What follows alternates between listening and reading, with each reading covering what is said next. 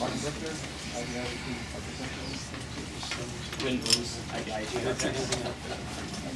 Lennon, Robertson Architect, here to consultant.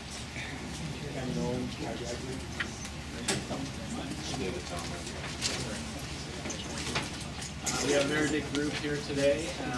Just want to remind everyone that this isn't a public forum, and to try to respect not speaking up or providing comments.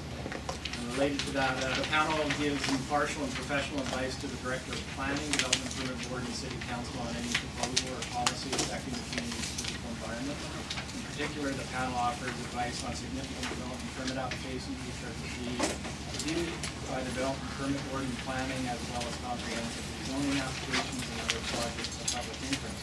The panel is strictly an advisory body and makes recommendations only. It does not have authority to approve or refuse projects or make policy decisions. And the public will have an opportunity to speak to this project publicly through rezoning. And just in terms of, I see there's people with video cameras, the panel's seeking clarity on this issue. From our point of view, we prefer that you don't videotape these sessions. We feel that the minutes are a very accurate record of what's being discussed in the meeting. And if it is to the applicant's approval, I put it to you whether you approve or disapprove of it being videotaped. I'll leave it up to the chair. Well, I guess until we get clarity, I'll allow it, but I do want to say that if video is being used, it should be used in its entirety. In other words, no excerpts or editing. You can only, the video can only be used to discuss the project and not for other intended uses. And that it not intrude on the space of our meeting and our presentation. So please don't bring your tripods and videos when we're discussing the project around the modeling. So, and Anita will introduce the project. Wait, if I can get everyone to join me around the model, please.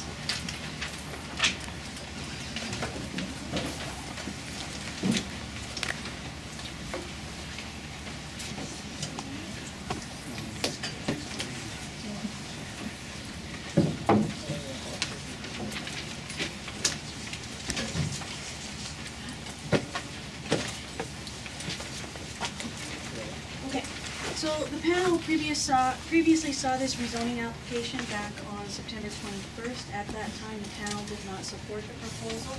You did receive a copy of the minutes from that session. I am going to give essentially the same complete presentation. I'm not going to summarize it and go to the panel's comments because we've got a lot of other folks here who want to hear the complete staff presentation. So the purpose here today is to rezone this site from RM5A to CD1, that's comprehensive development, to allow an increase in the density beyond that permitted under the current zoning, which is limited to 2.2 FSR.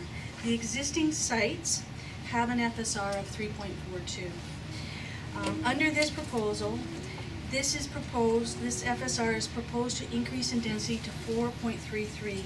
The previous version that the panel saw in September was 4.35 FSR, so there has been a slight reduction in the floor space in this proposal.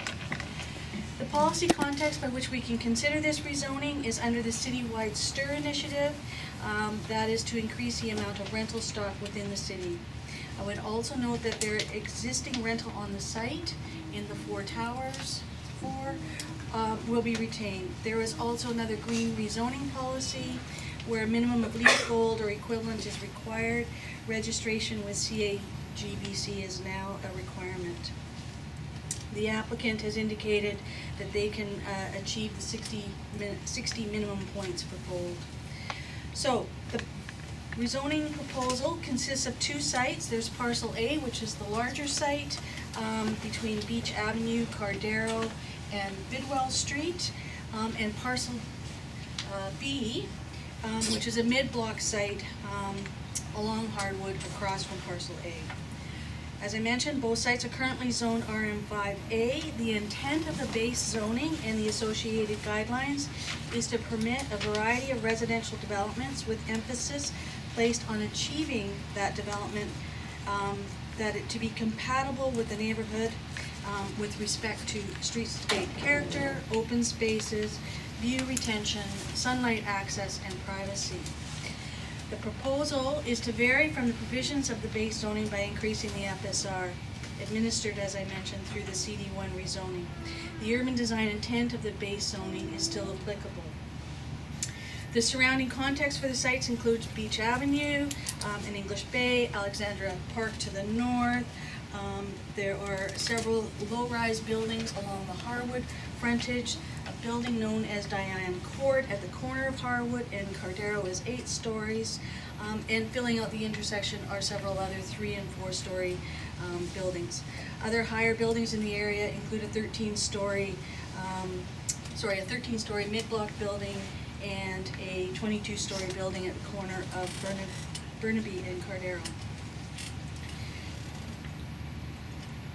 This is 15-story, my apologies. Okay, I will also remind the panel that the site that we're looking at today, the Beach Tower site, was built in the mid-1960s and is one of Vancouver's best known and iconic rental housing complexes.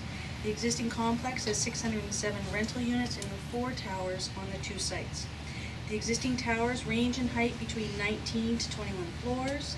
The towers have distinct architectural expressions based on similar sized floor plates, geometric floor plates, cruciform, octagon, or decagon in plan, and full-height ribbed concrete walls and concave balconies. Beach Towers is also on the city's recent landmark list. While the application is not pursuing any heritage benefits, i.e. additional density in exchange for heritage upgrade or retention, staff and the applicant are working together to have the sites added to the Heritage Register.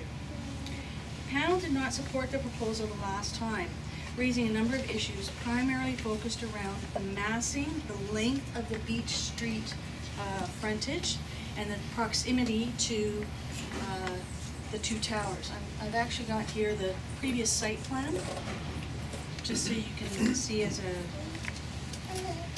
reference.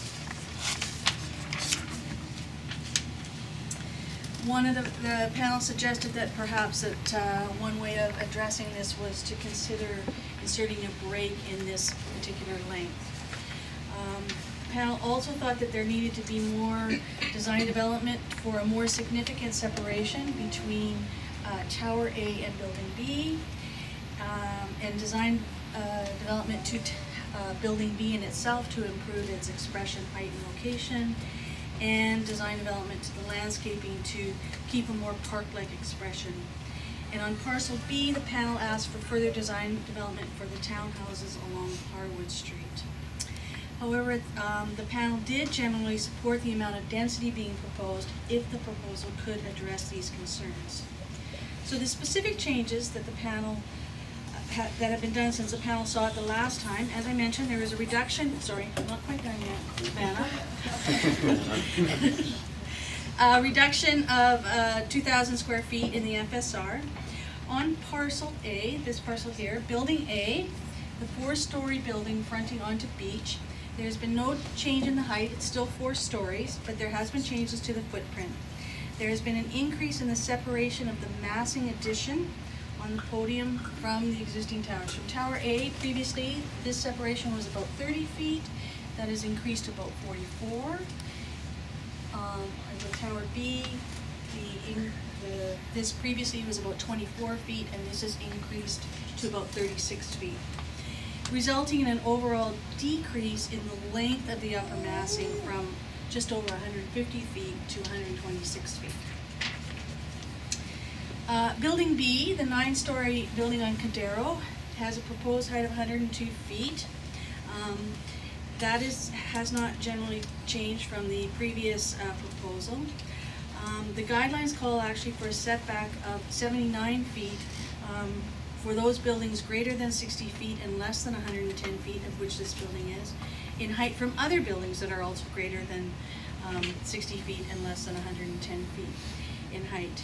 However, the guidelines also say that this can be reduced considering the intent of these guidelines and the relationship with adjacent buildings in terms of views, privacy, light, open space, or heritage.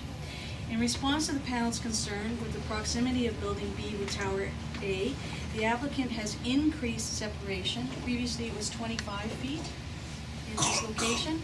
This has been increased to 40 feet here and 25 feet in this location at the podium.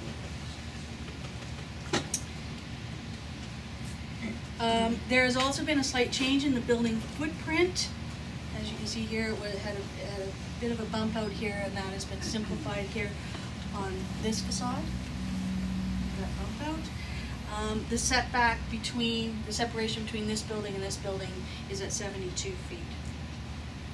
There's also been a change with the setback along Cardero. Previously, the proposal had quite a large setback of 25 feet. It is now being proposed to reduce that to a setback of 10 feet, which is actually referencing the original parkade wall. So that's a 10-foot setback to that parkade wall, which serves as the sort of the ground plane of the first floor units. And through this podium, then that has been set back 15 feet to the residential units and stepping back again at the third level to 20 feet. The final building on parcel A, building D, the amenity space of the corner, has generally remained the same. On parcel B, the various townhouse units have been reconfigured. And previously there was 3 located on each of the blank ribbed walls. 2 have remained facing on Harwood, but a longer group of townhouses have been divided along the lane. The panel had some concerns about how these townhouses in the previous go-around interfaced with those ripped walls, and the applicant has done more design work on those, and we'll explain in more detail what he's done in that regard. There has been some further increase in separation on both sides. Just don't have the actual number in front of me. They've been increased up to 27 feet on this side and 32 feet on the other side. So just to remind the panel that this is at the rezoning stage. The urban design issues associated with the form of development are building bulk, use, height, and density. And as the proposal moves forward, the panel will see it again at the more detailed design stage through the development application process. I've essentially given you the same question that I gave you the last time, that full page one, because it's fairly comprehensive. Just adding a few additional notes, reminding the panel to note their own previous comments and the applicant's response. But the principal question is taking into consideration aspects of the neighborhood context that include streetscape character, open spaces, view retention, sunlight access, and privacy, including the following specific aspects. Is the development proposal a supportable urban design response for these sites that have been added to the recent landmark list? That's it, Mr. Chair. Okay. I think I'll open it up to questions of staff before we go on to the applicant's presentation. Any questions of staff? Yes. Did this building get smaller in square footage when you lost this piece of the Perhaps the applicant Maybe can. we'll hold that question until In overall, there's been a very slight reduction in FSR of 2,000 square feet. It has been done in different places. It's like the new house. Any other questions? Sorry, go ahead. I'm going to talk to the model and then later on to the drawings. And thank you very much for your presentation, Anita. I've said a lot of what I was going to say. I will repeat probably, but and I'll start with the beach townhouses. What we've done is we still keeping this, what is considered to be a significant piece of the heritage character of beach towers in the park on the podium. This is the sawtooth edge that currently exists. You can see that in your booklet, and we have illustrations of that. We're picking up that sawtooth effect, and that's what determines the shape of these townhouses, front and back. We used to have 6 modules, we now have 5 above the second floor, i.e. from the landscape podium level up. And we've recentered to equally open up further these view corridors we have on the site. So the views through the site are improved for residents to our north, and also for pedestrians walking down Harwood Street will have a greater sense of the view through to the water. And then we've also, whereas this sawtooth is a reflection of the orthogonal grid of the West End Street pattern, and even though the towers are their own shape, they do have some relationship to that axis, as does the sawtooth. But we thought the ground plane could afford to have that different axis, so that particularly for pedestrians, you'd get that more stronger axis view through the sea. And I'll let our landscape architect address that one fully later. And I'll talk to design matters on the board when we get there. I'm going to deal with massing. The mid-rise is a 9-story building, and we've made it simpler so that the existing buildings, the heritage buildings, all have very simple, strong form. And when you look at it, it's self-evident. It's, it just feels right. And so on this building, we made it more rectangular, and you'll see on the expression on the drawings, giving it a simpler articulation of wall and windows and balconies. And also the first and second floor of this mid-rise has sort of a framework of legs, which again echoes the existing legs that these towers stand on. So that's how we're sort of relating the new to the existing. And they're also, so the solid walls, some are concrete, which will echo these strong concrete walls. Others are glass, so like spandrel glass together with fishing glass, again to make it appear light and not too heavy. We're still maintaining a generous view corridor down Cardero Street, which is greater than the 12-foot setback might be, in particular in respect of the residents in this building. Can I meander around here? Probably, in my mind at least, the biggest massive change is the townhouse approach on the Columbia House site. We looked at how we could get the units on better and also make them relate well to this tower. So we've made them, actually they're all a floor lower. They're all 2-story townhouses accessed from grade. And the occupants will be able to circulate through the existing courtyard, landscape courtyard that's there, and access their units by a system of walkways and private courtyards. Even the units on the lane, they're set back from the lane, but the principal windows will be towards the interior courtyard, so it's more private. There's a gap in between, again, so that we can get access, because these units are accessed from the back. I'm correct in that, aren't Should just be understood that in fact the entire floor is open on the first floor. You can walk directly underneath this portion of the building. So this entire width of open space is open all the way underneath the building as well currently. And there's also an opening on this side, it's not shown in the model, that allows for pedestrians to walk that way as well. So there's actually a clear connection through the lane. Interesting spatial experience in accessing these new units. And so maybe that section we can see. It is, yeah. So yes, you can go there perhaps, but in a minute. And then we've increased the separation of these new units from these existing buildings, which have actually a whole series of principal windows on their facades looking into the site.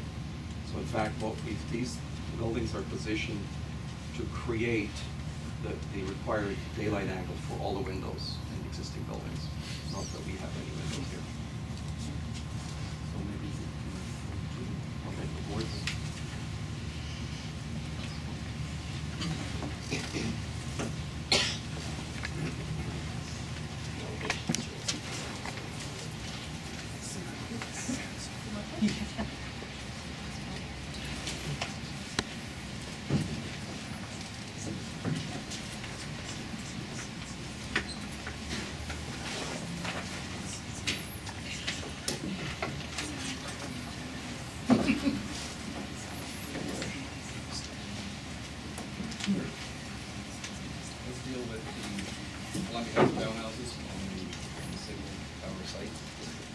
So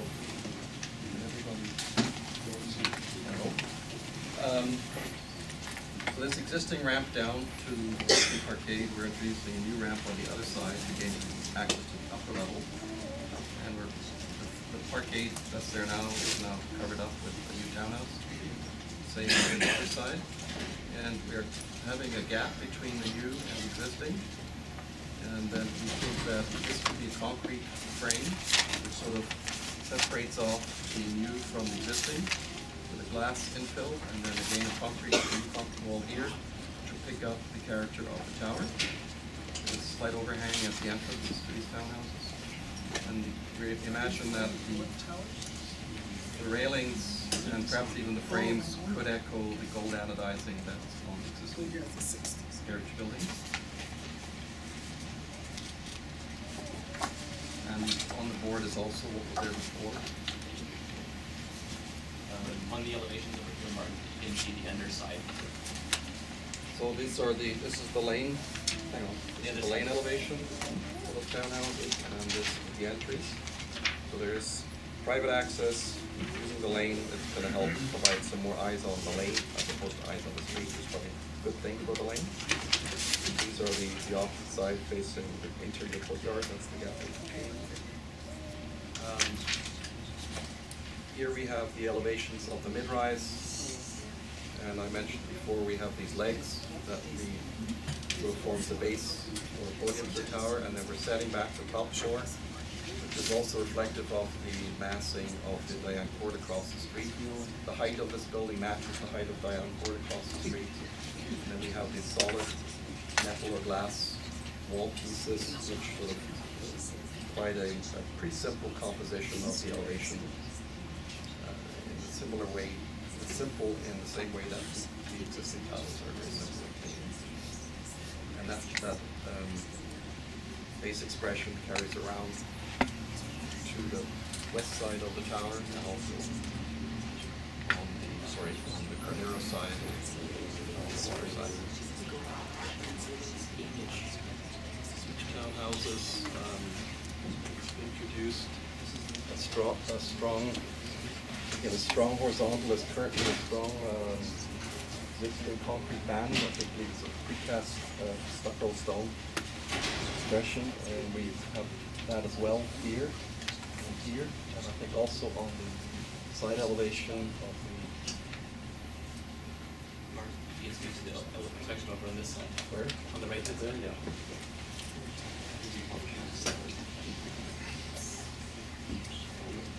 Strong horizontal there, but with gaps in the railings, just like the existing tower has gaps in its horizontal expression as well.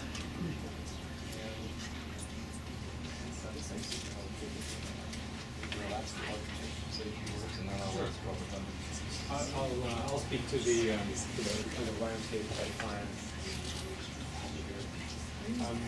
The main sort of organizing elements of the site plan and the landscape elements are its relationship perpendicular to the English Bay and the views out, and then the street grid, which creates an interesting relationship, and we've chosen in our development to celebrate those axial relationships between the two buildings as elements which provide access for pedestrians, but they're also the view accessing corridors from the street and from within the site out to the English Bay views. These elements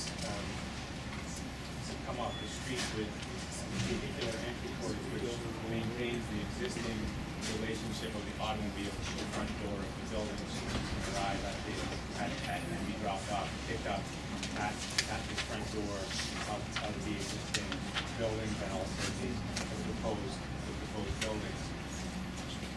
In essence, these also become amenity strips for residents on the site. They feature existing heritage sculptural pieces. There's two currently on site, and those are relocated into these corridor elements. Additionally, we've also layered some programmatic elements that include community gardening. In this case, we've located them here and here, and there's notionally movable raised container gardens for residents who want to get their hands dirty and plant some flowers and vegetables and so forth. On this side, in the sunny spot, we have children's play area, and so there's opportunities for people to sit on some benches. Again, the idea and concept is something that draws its inspiration from driftwood logs, and so we have the notion of ample seating located at these important viewpoints, and also out on the street, which relates to the new landscape element, the green roof of the amenity building, and the way there's access from the street, so this becomes a little bit of an outreach and a note to people accessing the development, and also people just passing by to stop parking. The area currently is predominantly a large concrete expanse. We're proposing that it be the paving be drawn back so that all the connections to the buildings are maintained in an ample, wide new paving system, new paving material, but there's a lot more trees introduced so that you get, again, more of a what we call a grove character for this, an evergreen ground plane, if you will, with trees that are pruned up to allow a light and airy kind of sensibility to the site and maximize views through from the street across the site. We've also introduced along the edges the notion of some scalloping or some wave influence or expired gestures in the planting schemes or pattern of slanting, so that it, again, drawing inspiration from the wave of the sea, if you will, and also the pattern, the recognized pattern of the West End palette of planting materials and the patterns that exist there.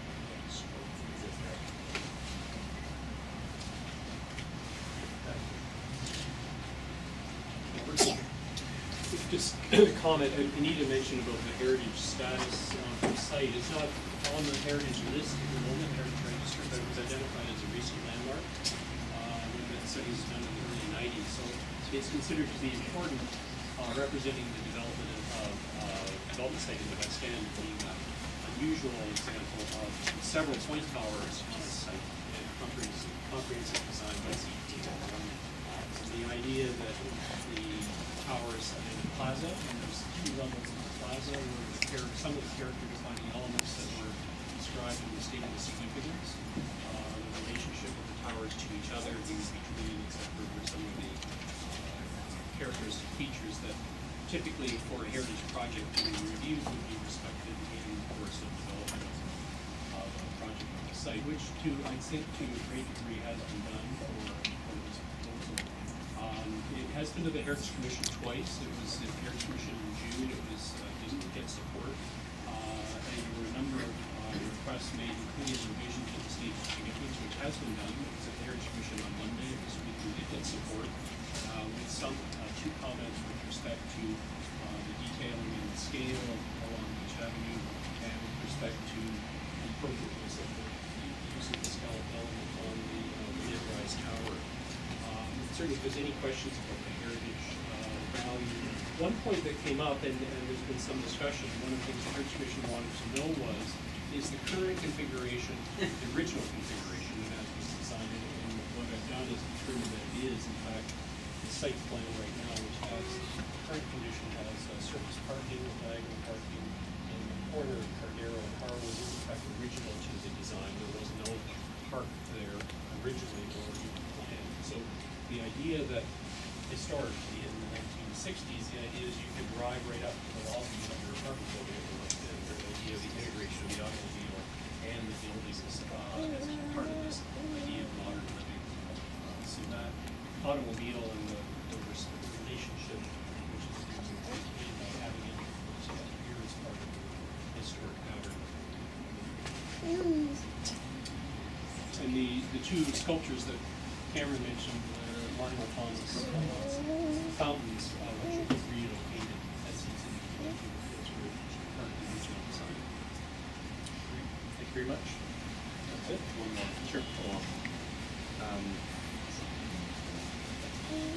One of the, in our consultation with our neighbors and with planning leading up to our first design panel, we were encouraged to separate or create a view slot between the existing tower and the new mid-rise. So with our new design, we've actually further enhanced that view slot through to the west to the North Shore, to Lighthouse Park, and to the trees that are on the point at Kids Point, or not, sorry, on Beach Avenue, right about there. And that this view slot is beneficial to people that are living in towers to the east and are facing the water and looking down the lane. So there's actually a much more generous view slot down there. So essentially that. And we haven't really, we like the semi-submerged new amenity pool underneath. We like it. There was not much comment directed at us from design panel last time. We kind of left it for now.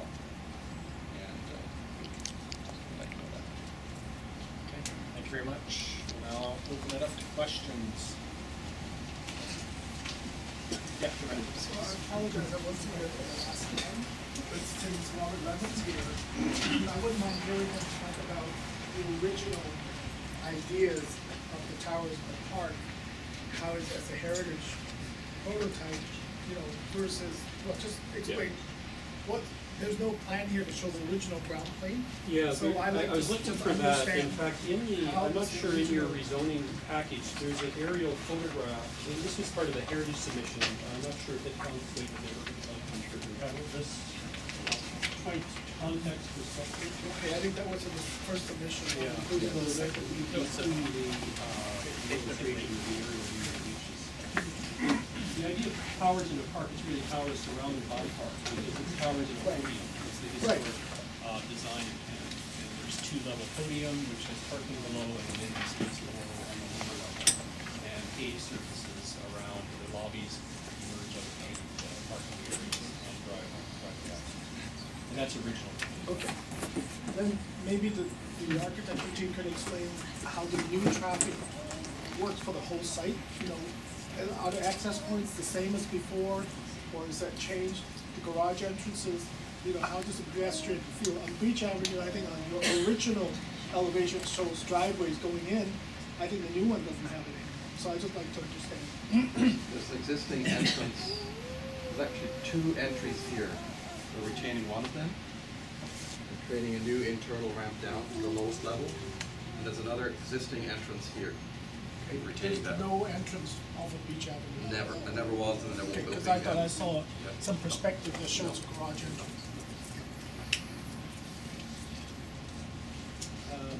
One second for any other questions that you just want to clarify. I just want to clarify one thing, and I appreciate your commentary, Robert, but we don't often, sequencing the Heritage Commission and the Urban Design Zone don't necessarily coincide, and we like to keep the Heritage Commission's commentary separate from the Urban Design Panel's assessment of it, so I just want you to be mindful of Robert paraphrasing some of the Heritage Commission's commentary, but we don't have the formal minutes and their motion, and I don't have a staff member here from Heritage to speak directly to what the commission said and what it said. This is a question to the architect. I was wondering whether or not you have explored, we discussed this building in a previous meeting in May. I'm wondering whether or not you explored the possibility of a slimmer and higher component. After our last meeting, we sat down with the planning department, and we actually went there and we were discouraged. By the time, yes. In other words, this is a form of development that at this height, this mass, has evolved over more than a year of work with planning and with neighbors and they felt it would be. Let me explain some of the rationale around that. The R-implied guidelines, when a building goes beyond 110 feet in height and it's in proximity to another building, requires the two buildings to be at least 100 feet apart. So we have advised the applicant that that guideline, a reduction of that tower separation is not something that staff are prepared to support. We are prepared to consider something less than, as I mentioned in my presentation, when you have buildings less than 110 feet apart, between 60 and 110, close to other buildings of more than 60 feet behind. The guidelines call for a separation of 79 feet, but we can consider less. The guidelines actually say you can consider a reduction in that, subject to neighborliness, views, shadowing, privacy, all those sorts of things. That's why I mentioned it in the presentation. But to answer that other question about squeezing the balloon and making this building taller, planning is not prepared to support that approach. Thank you. I have another question. Could you please explain the bicycle movements around the site? People and bikes. Just living on the site or just the cycling line? Both living and visitors. I don't believe there's any bike lanes on the streets. There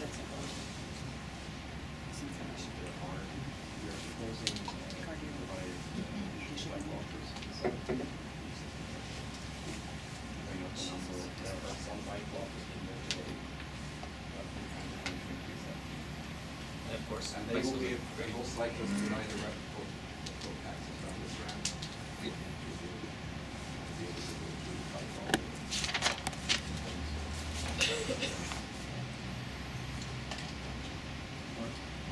Just a question again, will it be, it seems like there's much more separation in the west of this building.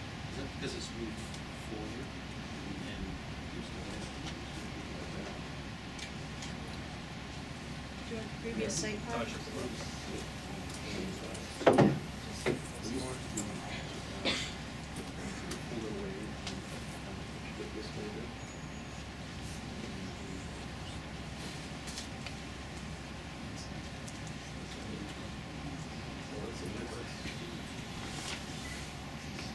But it is, I mean, if I look at this, It was 25 feet. it's now 45 or something. this, you can see here, this piece here needs to extend all the way over the parking entrance, and now it's set back to that line, so it's actually further back on this edge by quite a lot. And that edge went all the way to here at 20 feet, 25 feet, and now it's 40 feet. So the whole edge is pushed back. Put this mark. Yeah, and made it straight. This setback's the same. Yeah, that's the best thing. How much is it? This has increased, this is pushed forward by every 5 feet into the setback on the first floor. It's the same setback on the floors above. Yeah.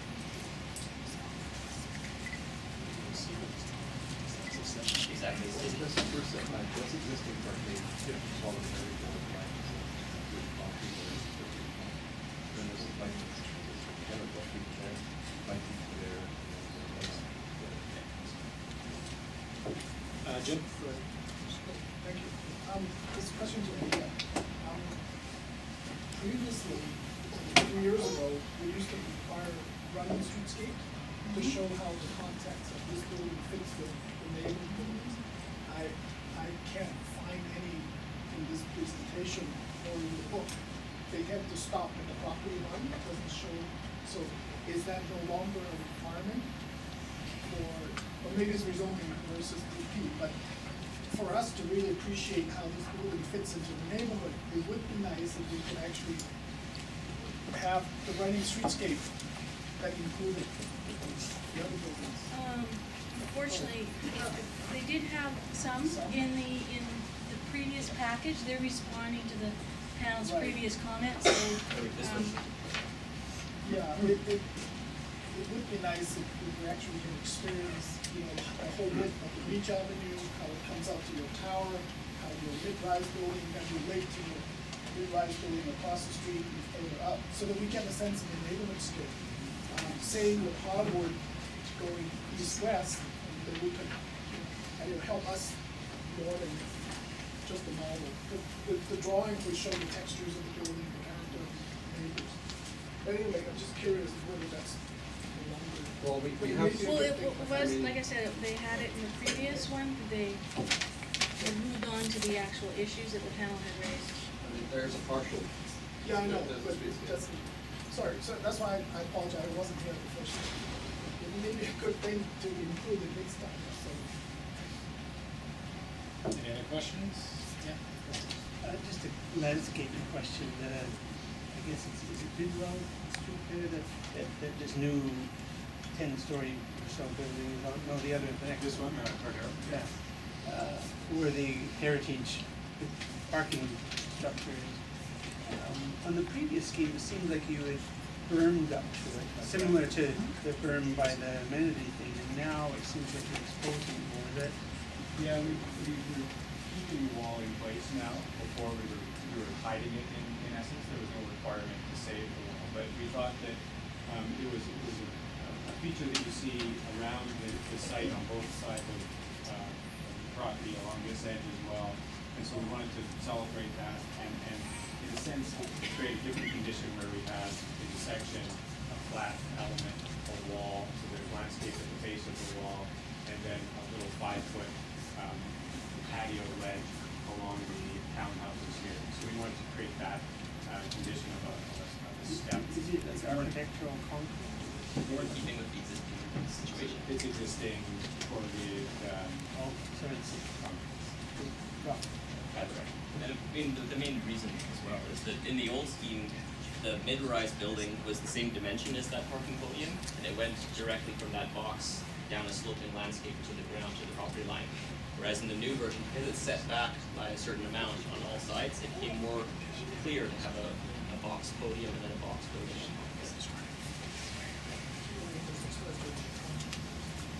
Any other questions? Just one, another one, landscape, just on these two features, you know, you create these views out, and you turn on these fountains, or are they, I don't know how big they well, are. they're metal sculptures and they're substantial sculptures, but they're not going to arrest your view. I don't think. There'll be elements on there. When you look from here, there'll be an element within your views. Within the sculpture. I have a question. Kind of refresh my memory on the previous scheme. Is it true that these two-story units are occupied today? What is happening on those lower floors? Is that open space? It actually has gotten better. In the old version, this part stuck out to this extent. Now the actual surface of the building is back here. This is simply a roof overhanging the walkway. So the actual units are set back further than they were previously. There are 2 units here today. Around the take. On the second floor. None on the ground floor. No ground floor. In fact, none of these. We're taking, on the second floor, we're taking that unit out. We can utilize these elevators to go here. There's also stair access up to the second floor. There's a remaining unit here. So we don't know that's the type of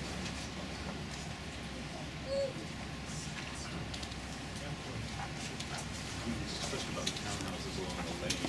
How does access occur from the street side? You go through the lobby and then emerge into the courtyard? Through the main tower lobby? No, actually, you could go through the lobby, or you can go through an actual outdoor staircase that's existing. So their staircase actually connects you up to that upper level.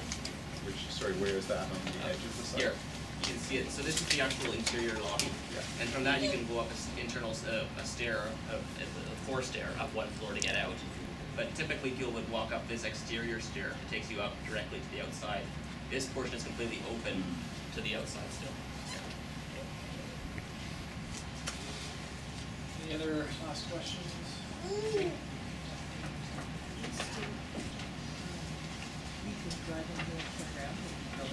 Yes, this is the full turning circle. This is just a pattern on the ground. Oh. Yeah, so you can still use all this to drive it on. Yeah. Okay, let's take a few minutes to look at the drawings.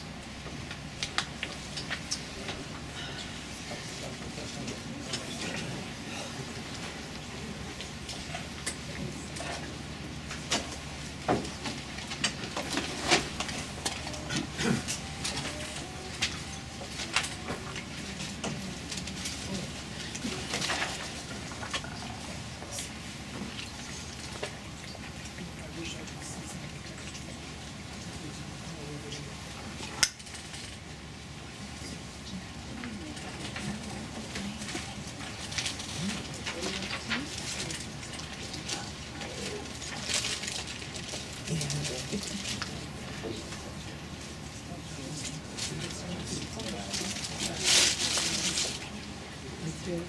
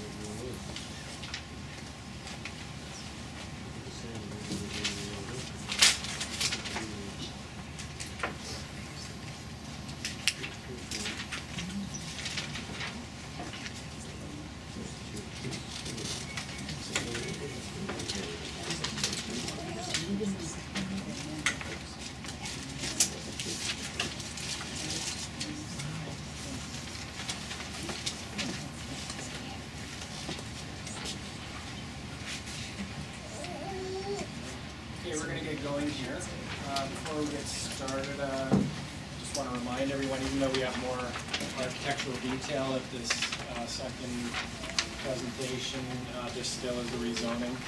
So our commentary should be around use, height, density, deployment density on the site. Also, just you have Anita's pointed questions in front of you, if you could try to refer to those as much as possible. And I'll just remind the panel one more time on the consensus items we were putting forward after the first presentation. In terms of parcel A, design development to building B, consider inserting a break in the townhouse apartment massing along Beach Avenue. Design development for a more significant separation between Tower A and building B. Design development to building B to improve the expression height and location. Design development regarding landscaping to keep a more park-like expression. And with regards to parcel B, design development to the townhouses along Harwood Street. And I'd also like to remind everyone we do have a packed house here, and to try to speak as loud as you can, please. And I think I'll start with Jim Huffman. I saw you with your head down. You can hide. Well, thank you, Mr. Chair. This is an interesting project. The towers are quite prominent, very distinctive. So there's basically four pieces that are concerned. The first one is the landscape podium, and I think what you're proposing is going to be a wonderful improvement over what's there now. The views through by moving the townhouse a little tighter, I think it will be a nice place for not only the users but the people that are walking by in the street or driving by. So I think I can really support that. I found that one, the heritage parking garage, it seems a bit odd to me. I kind of liked what we had before, so but I can understand your direction there. The next is the beach townhouses. I guess that's building A. Am I saying the right thing? I think that they're quite a nice, elegant heritage connection to them. You know, you're keeping bits of the theme that's already there, yet it doesn't shout out too loud. It just seems quiet, and I think it'll be quite nice. I don't think you'll feel that it's an odd intrusion to the site. the building at the back on parcel B, I like the previous townhouses. I remember commenting on that, so this seems fine. I don't have any issue with it. I do like the little lane housing. They're very simple and elegant, and I think they could be quite a nice precedent for the West End. I think they'd be a nice new idea to go in there. So I really support that. So that leaves the last building, which is the what do we call it? Is building B? Overall, I support the massing of it. I thought that it could be closer to the street, and we moved it closer to the street, and would just help getting it away from the tower. My only issue, so I think I can easily support the zoning, massing, and density, and those issues. But for going ahead to the DP, I think the facades are confusing. You talked about the light base, but compared to the other buildings are really delicately touch the ground. This looks really heavy. And as Robert said, using the balcony off of the other building, whereas in your townhouses, it seems to be just a nice delicate connection to the heritage. This seems a little clumsy, I'd say.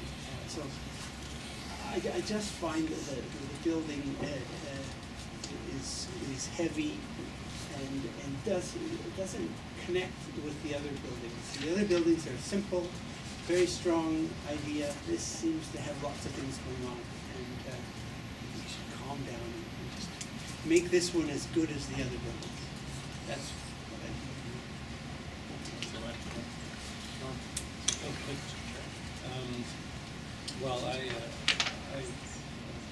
think that the project has come a long ways this last time, and it's, in my mind, very supportive. I think this is a great... Ray, project your voice a bit, please. We can't hear a thing. A great infill density that happens, shouldn't be happening in the West End. And I think in this case, it's handled extremely well. I think the improvements, I'll start with building B. Not sort of getting into an architectural discussion at this point. We'll see that later, but I do agree with some of Jim's comments regarding the balconies. But the fact that it's moved a little bit more forward to Cardero, I think is really helpful. And getting away of some of the massing on the south side and separating that from the existing tower. Not only just in terms of livability of both those buildings, the existing tower and the new midline, but just in giving it the space that heritage building needs to sort of continue to be ran in isolation of itself, separation from anything else. So I think that's been a great move. I think the streetscape, I didn't like the way the building hit the ground last time. Probably because it was set too far back. Maintaining the heritage parquet wall, I can see some rationale for that in terms of connecting that visually around the base of the building. But maybe there's some other things that could be done to the architectural team. Views from Harwood Street. I was in favor of them last time. I think they've just gotten better. I think the idea of creating that axis to them just really helps to enforce those views through the tower, through the towers and the new townhouses. And by opening up that, dropping one of those townhouses from 6 to 5 is really helpful. So I think it's been a great move. Sure. On parcel A, again, supporting the 4-story townhouses along Beach Ave. I think that's sort of such a. I think it needs that mass along that edge to sort of better define it. we appreciate it now and it was present on the next door. I think it's only going to get by the time on parcel B, I think that's great improvements on there, separating the townhouses from the existing tower on each side. There's a great move in the lane townhouses on the back of that building. I think they're just extremely good improvements. And providing a really varied way of accessing that internal space. 3, 4 different ways. It's very creative. I support the density increases. No issues about that.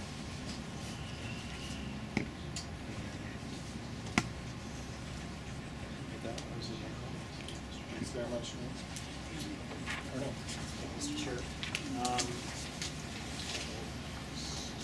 Follow the notes here in terms of building order.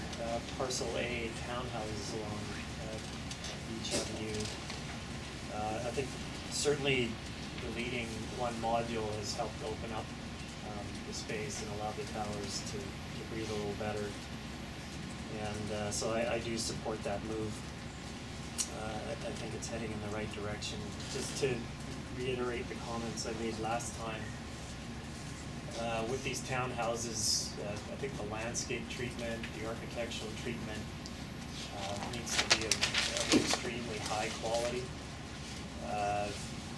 So given the drawings that we see today, there's a significant amount of work that needs to be done to get them to the standard that we would expect on a prominent site like this. So I would leave my comments at that with the townhouse component. I think the diagonal view lines through are, I think it's an important development. I think it's a positive development. I'm not sure that those diagonal view lines need to be so literally traced through the landscape. I think you can allow the landscape to loosen up a little bit. The paving, diagonal paving doesn't necessarily have to run through to make those view lines evident. I think you can be a little more suggestive with that. Working around to the corner, I think the amenity building last time we were generally supportive.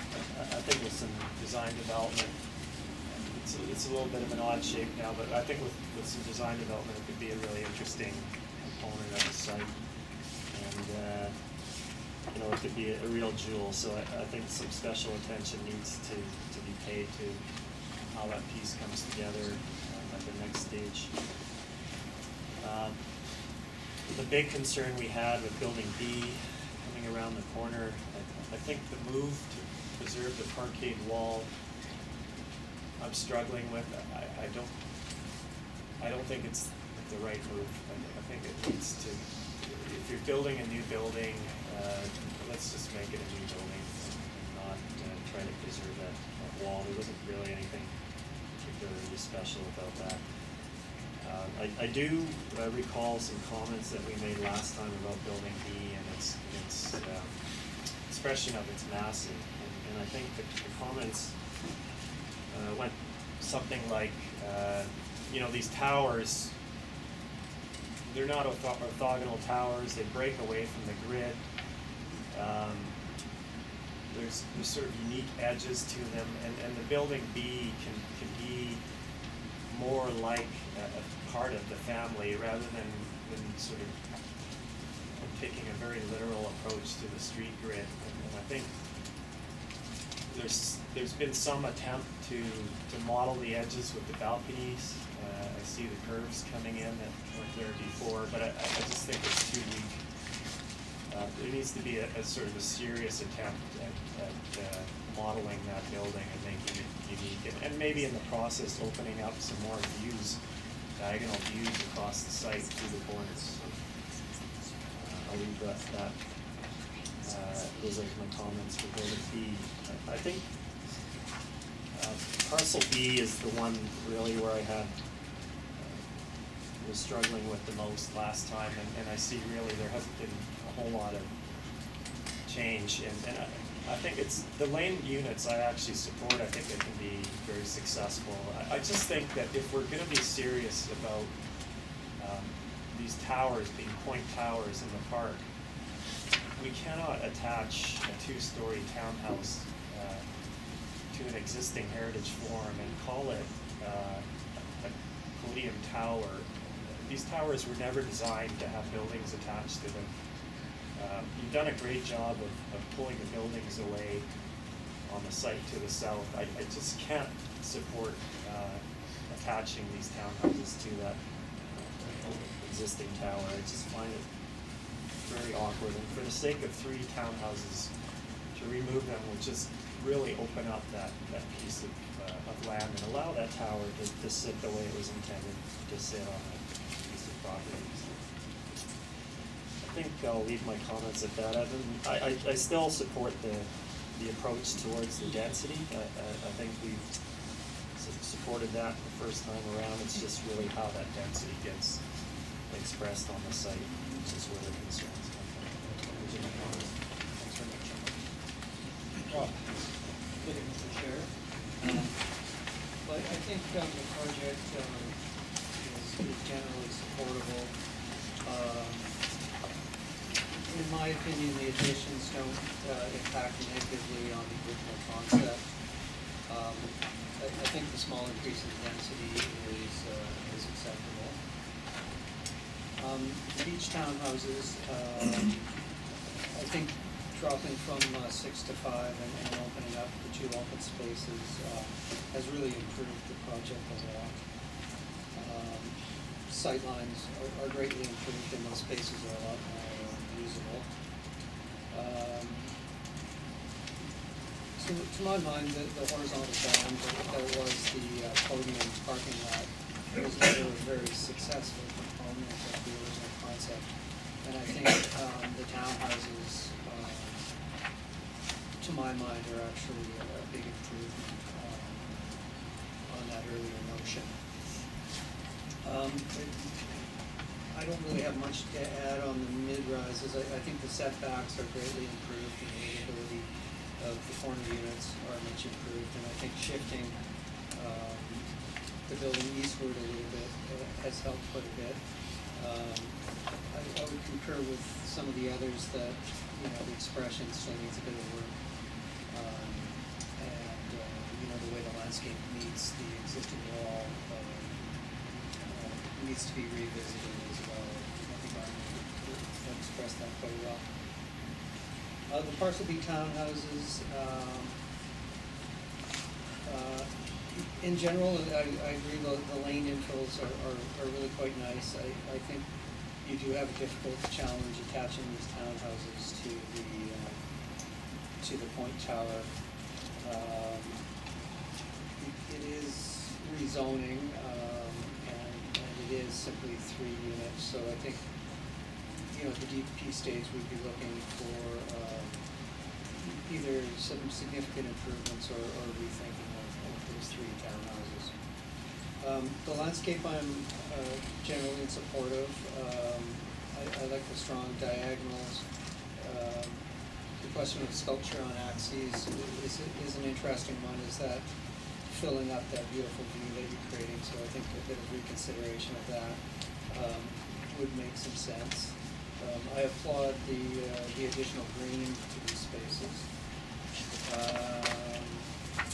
The paved diagonals in the entry courts are quite strong from a plan point of view. I wonder if in reality they might be a bit confusing, and if maybe there's a change up of materials required to make it clear what is pedestrian and what is vehicular, or contrary to that, design the whole thing in a way that makes cars divisible. I know that's not the original heritage intent. It was to have the cars come right at the front door, but I think it has to be one way or the other.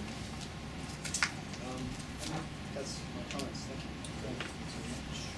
Thank you, Mr. Chair.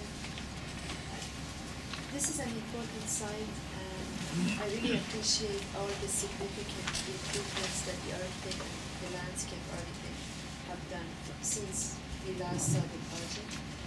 most of them are very positive, and I'm not going to repeat some of the previous comments.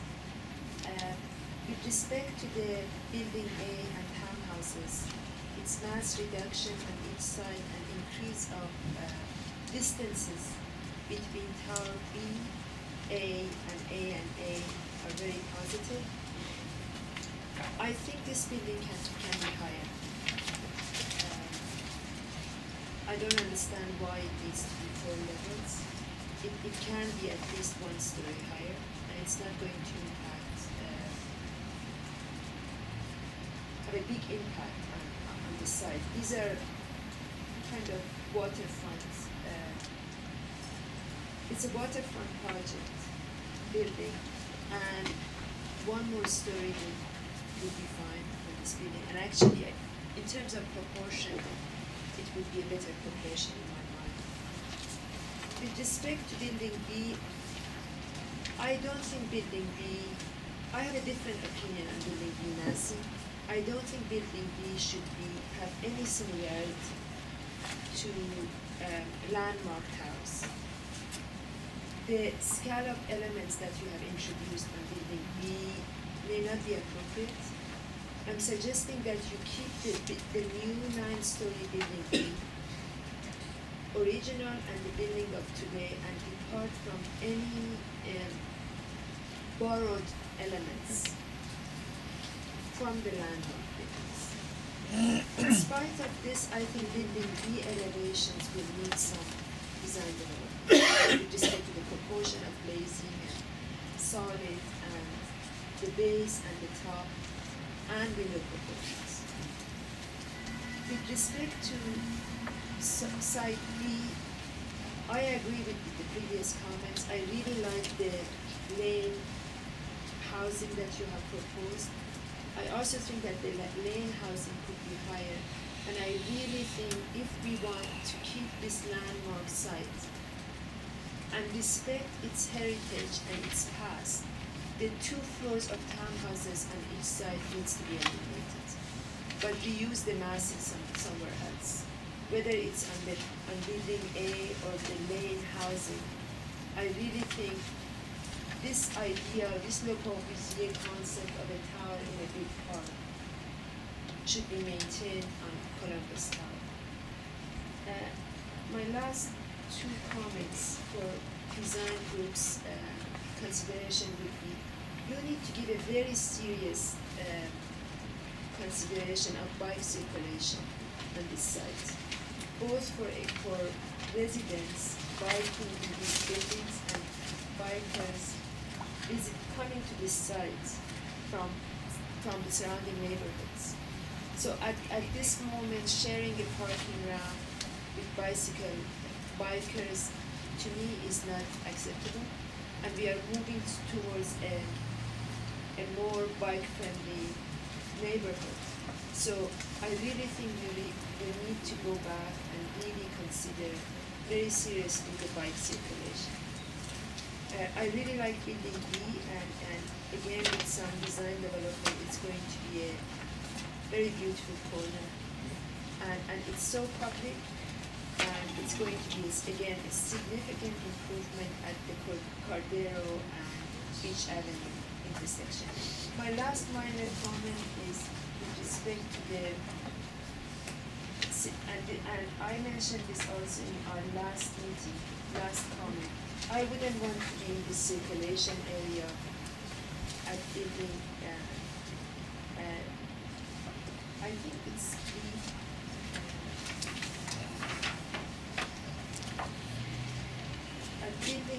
Building A, ground level area. I wouldn't want to be in the circulation area where it zigzags and you don't know where you are heading, and it may really compromise the marketability of those rental units. Thank you, Mr. Chair. Thank you very much. Great.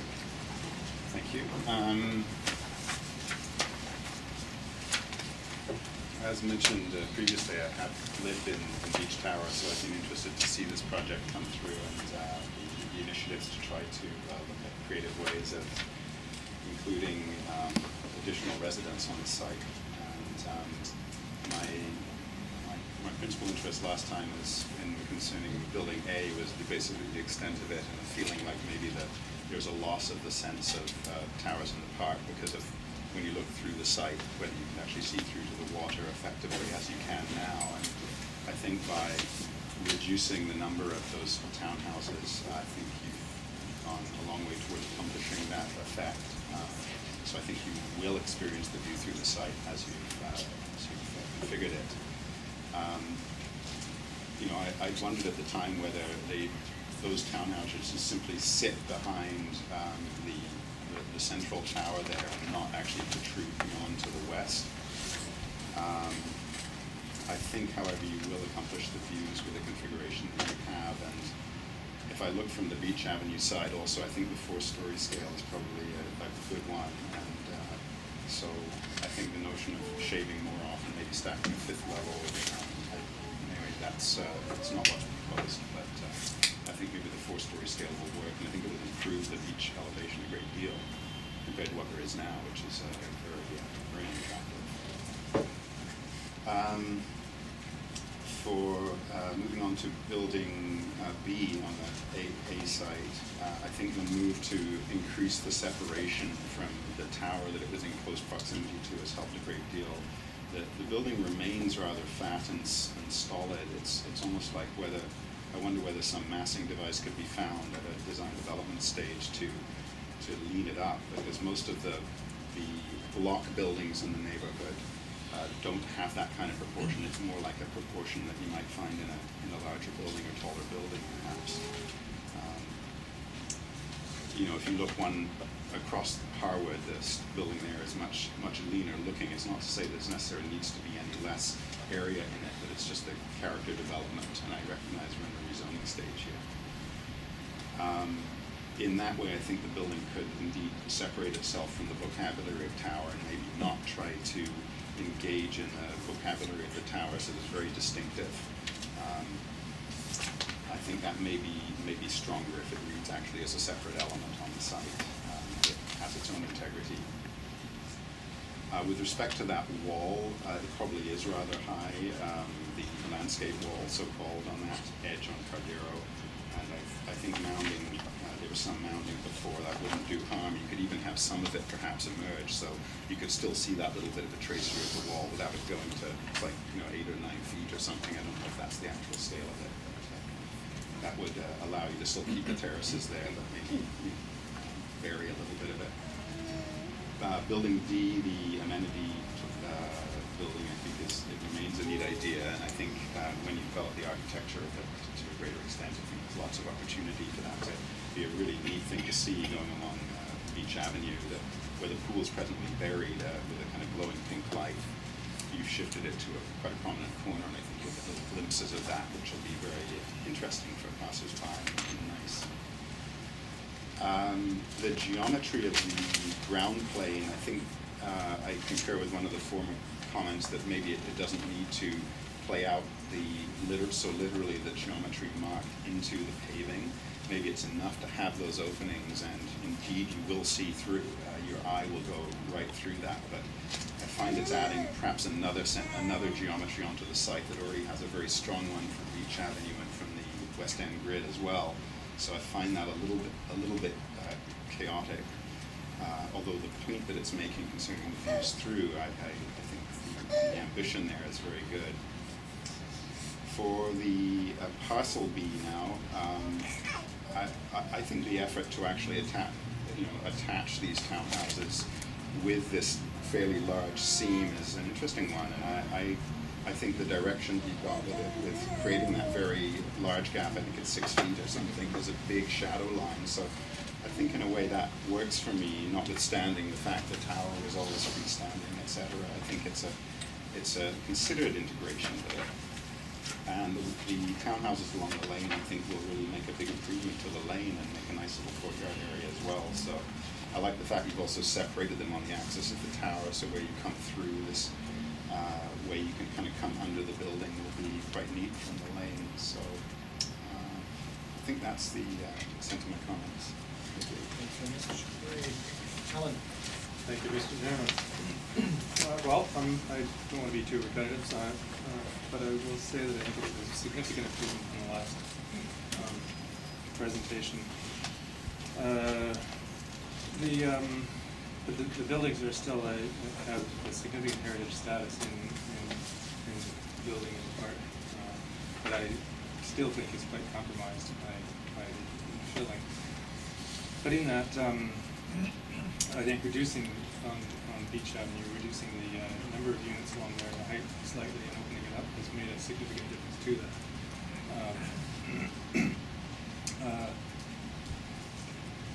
I like the amenities on the corner where it's sort of peeling up from underneath, and it still maintains that openness in front. I think there's been a significant improvement on building B and separating it from the tower. I quite like the bits and pieces of like the old parquet wall showing up more. Maybe it doesn't, as Greg was just mentioning, doesn't need to be quite as significant. But, and I actually quite like the nuances of language that we're taking from the other buildings in the face of the architecture, that maybe perhaps not quite so significant. Over on the other tower, I think the townhouses in the laneway are good and much improved. I'm still, I think that the other townhouses that are attached to the tower are still too tight in on it closes in too much on the tower. I think I would like to see that be more open. But overall, I think the sort of opening it up through the corridors more was a significant improvement. I think that's actually not at this stage, but at a later stage, I'm not sure that just plunking the existing sculptures in the middle of those areas is the correct move, and perhaps some careful consultation should be done around finding the right places for those in relation to the buildings. I think they were designed as a relationship to the buildings. That's my comments. Okay, thanks so much. Jim. Thank you, Mr. Chair. I too have no problem of the uses. I think it's great to have infill housing in our city. I also don't have a problem with the density as proposed, even though this is probably double what West End is. It's 2 point something, typical West End. Yeah, so this would be substantially more, but I don't have a problem with that. But just to clarify, the existing. I know the existing is 2 point something, but It's if you look at the zoning of typical West End, it's only 2 point something. So, but I don't have a problem with that given its location and the point tower that it's creating. So then my question is, how do they justify inserting these new pieces into the old fabric? And I too agree that there's a big improvement over the first scheme, and I think the Beach Avenue is going to be enhanced. The ground plane is going to be much enhanced. The existing one is just a huge parking lot, if I could read the aerial photo properly. And with this kind of green space and view corridors running through the site, I think it would be an improvement to the neighborhood and make it friendlier. So then, I don't want to repeat the other people. For me, the two problem areas is Tower B. Even though lots of significant improvements were made, I just felt maybe that is an opportunity to create, and the townhouses, to create I think the architecture should be equal to, not matching the quality of the existing tower. So I would like to suggest that for the next round of development, these towers are vertical expression, and the townhouses currently, as is shown, seem to struggle to try to decide there should be a language of the garage base that is all horizontal, or does it have some vertical element to it? Maybe the expression could be a combination of both. You express the verticality of the townhouses, but still have the horizontal line of the base. That might give you the counterpoint you need architecturally to develop a language that could complement the existing tower. and I forgot who said it, but I would agree wholeheartedly that the new bits should be different than the old. Otherwise, we start compromising the integrity of the Van Norman buildings by creating new buildings that pseudo-copying it and probably not doing as good a job. So I would like to see when you come around the mixed round that there is a clear architectural idea about what the infill pieces are and how they respond to the existing buildings. The second area is, I call it respect. I think there should be some space, and I think you started to do that with a lot of pieces. But Tower B, I feel still not responding. You know, it's just a square building put onto the corner, and I heard the planning department doesn't support extra height, but I'm actually wondering whether the building could actually step and pick up the angle of the, I don't know that word that you would use, this thing has so many facets, yeah. But maybe one of the facade could be aligned with that, which is related to the view corridor that you established, and then the other could be cranked a little bit, which actually give a corner view for those people looking the other way. And if the massing is moving up the hill with the topography, it may actually create an interesting, to me, that is the most important piece you're going to add on to the site, and it should be architecturally be very articulate and considered. My final comment with parcel B is I agree with a lot of the previous speakers about those three little townhouses attached to those things. I think you can gain the same square footage by just extending your laneway housing closer to the three neighboring buildings. The typical West End building, as you can see to the north of these, between the 3 and 4 stories, the gaps are very narrow. And it's too bad you didn't have the floor plans of those units. Most of them look, you know, to the lane rather than look out the side window. The side windows are usually bedrooms, not the living rooms. So by extending it a little more, I think you could get rid of those 3 townhouses and not lose the square footage. And the gap that you have in the middle is nice, but I think it could also be adjusted so that you can actually still have the view through, but you gain back all the square footage you have. And in a way, that's more economical and it's more respectful of how these freestanding towers come to the ground. Thank you, Mr. Chair. Thanks very much. Jane. Thank you.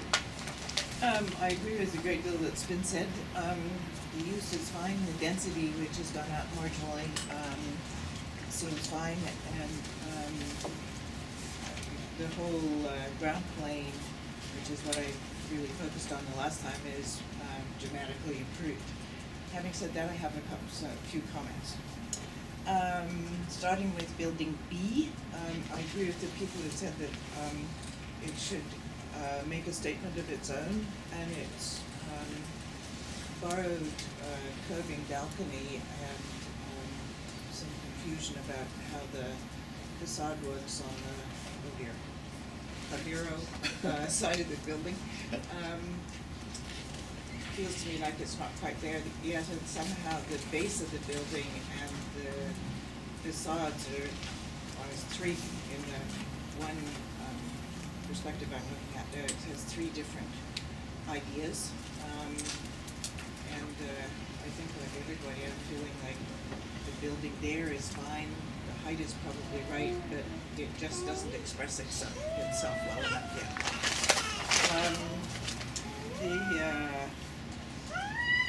And I don't mind the explosion of the garage, by the way, because it's a rectilinear building if it stays that way, and it has some connection to what was there before, or is there. I don't have difficulty with that. I probably have more difficulty with the wave idea on the street than nobody else has mentioned that, but somehow it's very urban, all the rest of this, and then there's this much softer thing happening on the corners, and I would suggest that urbanity is the better part of valid.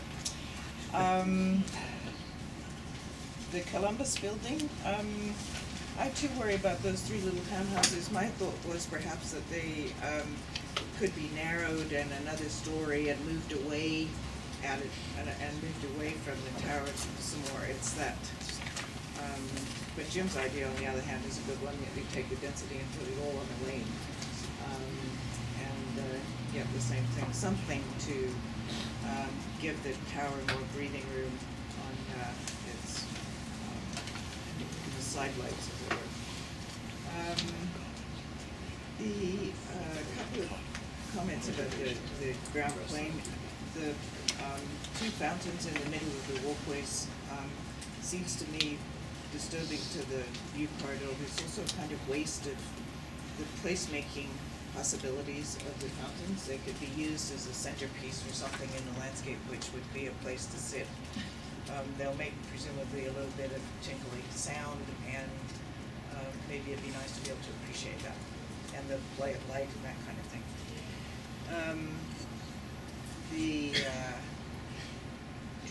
I'm not convinced of the diagonal of the paths going through the carport. I think you might think about, hence I asked that question, and I think it might be confusing.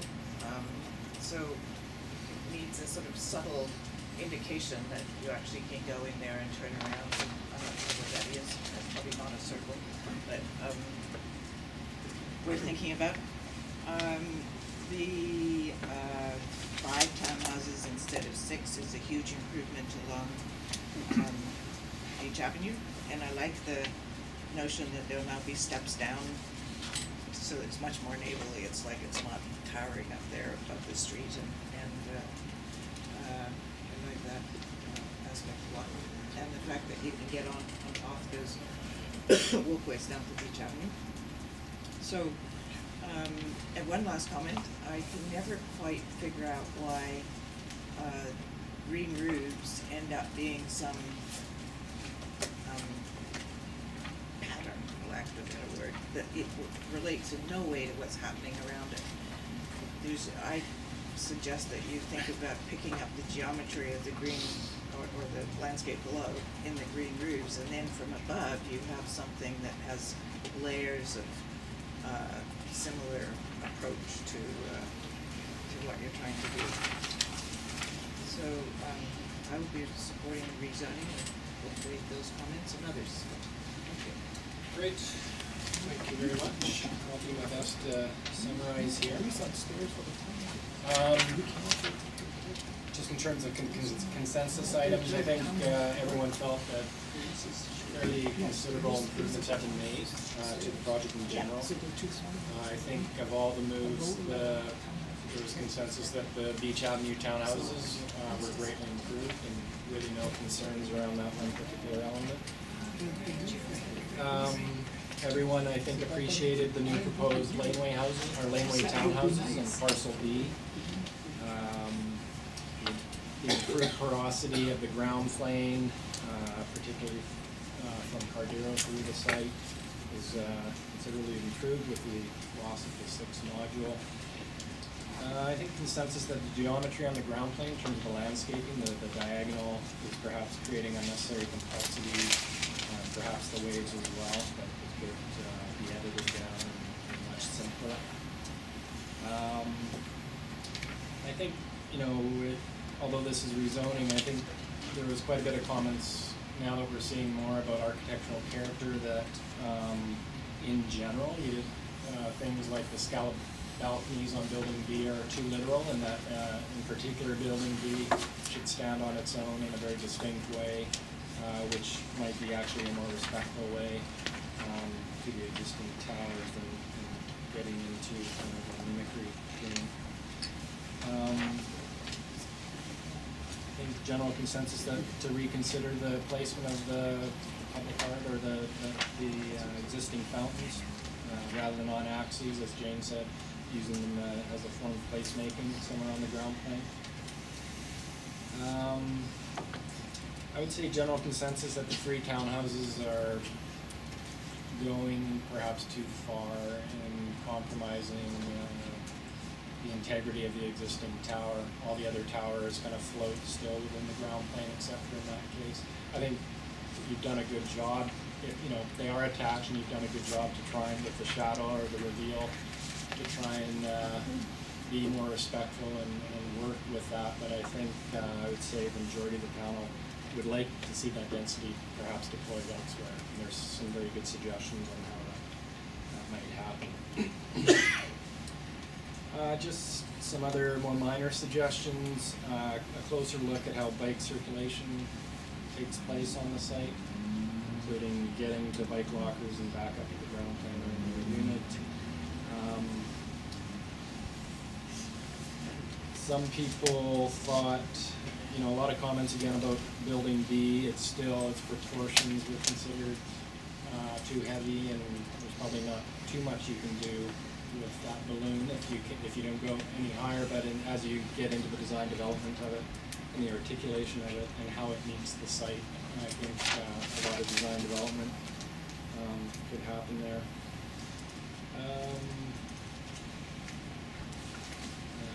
Language again, you know, leading up to the DP stage, some confusing, or whether it's a vertical expression or a horizontal expression. And I think that's generally it. Before we vote, any comments from the team? Appreciate your comments, as usual, and take them to heart, and we want to make this even better than it is now. Looking forward to seeing you again. And just, there was, some of your panel members said the density increased. It's not the case, it actually slightly decreased. Yeah, just for clarity on. Increase from the standard WED. Fine, fair enough. Okay. Yeah. Okay, with that, all those in favor? All those against? Yes, protocol. Thank you.